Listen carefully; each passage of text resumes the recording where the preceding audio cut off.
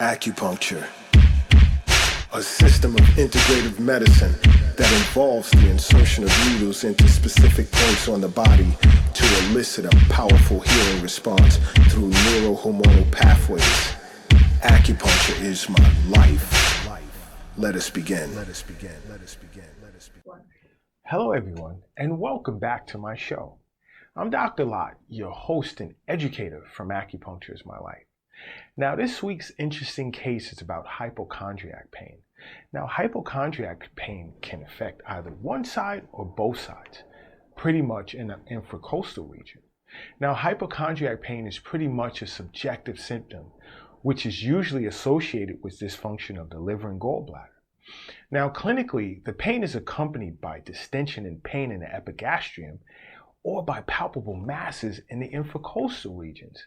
Now, relative diseases to hypochondriac pain is cholecystitis, gallbladder cancer, hepatitis, hepatosplenomegaly, liver cancer, acute pancreatitis, and chronic pancreatitis, and also pleurisy. Now, etiology and pathogenesis related to this disorder is that the liver is located beneath the diaphragm and the liver channels are distributed bilaterally across the hypochondria. Now, the gallbladder is attached to the liver and its channels travel through the same region. So pain in the hypochondria may indicate dysfunction of liver and gallbladder. Now, the first etiology and pathogenesis is liver qi stagnation, which is emotional stress, especially anger and frustration, is one of the biggest factors that contribute to hypochondriac pain due to the fact that it interferes with the liver's function to direct the free flow of qi. Now, another is blood stasis of the liver channel. Now, prolonged qi stagnation or traumatic injury to the hypochondriac regions can develop into blood stasis obstructing the liver channel. Another is liver and gallbladder damp heat. Now, damp heat is generally derived from either exterior or interior dampness due to spleen injury or improper diet.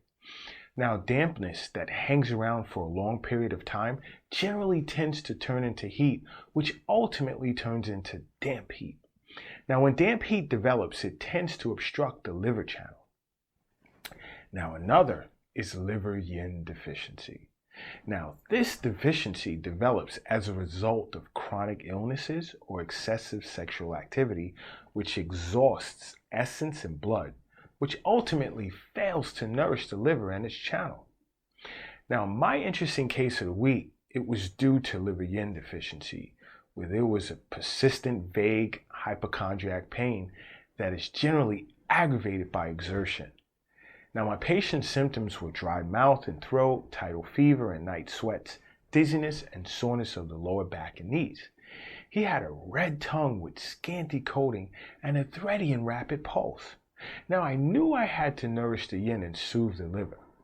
Along with an herbal formula recommendation, my point prescription, in which I'd use, was liver 14, bladder 18, spleen 6, bladder 23, and heart 6. And after 3 treatments, my patient has not experienced night sweats over the last 2 nights, and he'd also stated he has not experienced bouts of dizziness since the first of 3 treatments, in which he's had thus far. Now, I recommended that he continue to see me for several more weeks to continue to monitor his progress. But overall, there you have it, my interesting case of the week. Now, don't forget to subscribe to my show. And until next time, acupuncture is my life. What's yours?